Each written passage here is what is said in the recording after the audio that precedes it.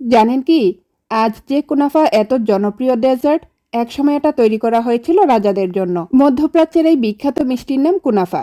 বলা হয় শত শত বছর আগে রমজান মাসে দীর্ঘ সময় না খেয়ে থাকতে হতো খলিফাদের। তখন রাজকীয় রান্নাঘরে বাবুর্চিরা এমন একটি খাবার বানাতে চাইলেন যা খেলে পেট ভরা থাকবে এবং শক্তিও পাওয়া যাবে।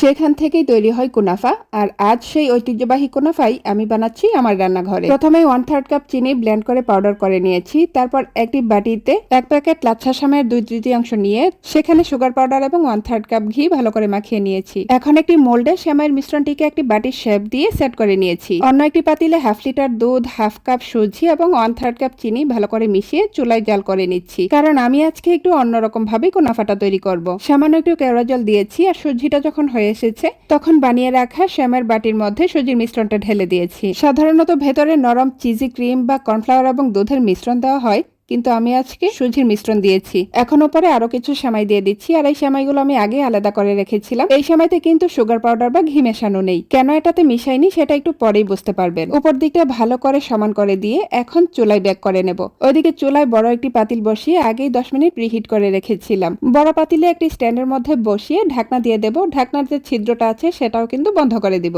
লো হিটে 30 মিনিটের জন্য বসিয়ে দিয়েছি। আর এদিকে একটি সুগার সিরাপ বানিয়ে নিচ্ছি। 1/3 কাপ চিনি এবং 1/2 কাপ পানি মিশিয়ে চুলায় বসিয়ে দিয়েছি। সাথে কয়েক স্লাইস লেবু দিয়ে দিচ্ছি, এতে করে ভালো একটা স্মেল পাওয়া যাবে। গতবার যখন কুনাফা বানিয়েছিলাম তখন ভেতরে কাস্টার্ড এবং দুধের পুর দিয়েছিলাম, তাই এবার ভিন্নতা আনতেই সুজি দিয়ে ট্রাই করছি। এদিকে 30 মিনিট পর আমার কুনাফা কিন্তু হয়ে এসেছে। গরম থাকা অবস্থায় উপরে আমি সুগার সিরাপটা ঢেলে দিয়েছি। আর এজন্যই উপরের অংশের সেমাই আমি আগে কোনো মিষ্টি ব্যবহার করিনি।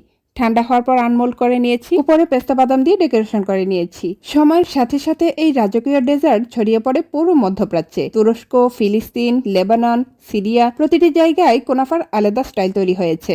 বাইরে ক্রিস্পি, ভেতরে নরম, আর উপরে পেস্তা ছড়ানো। এক কামড়েই বোঝা যাবে কেন শত শত বছর ধরে মানুষ এই ডেজার্টের প্রেমে পড়ে আছে। অন্যান্য দেশের মতো আমাদের দেশেও কিন্তু কুনাফা এখন বেশ জনপ্রিয়। আপনি কি আগে কখনো সুজির লেয়ার দিয়ে কুনাফা খেয়েছেন?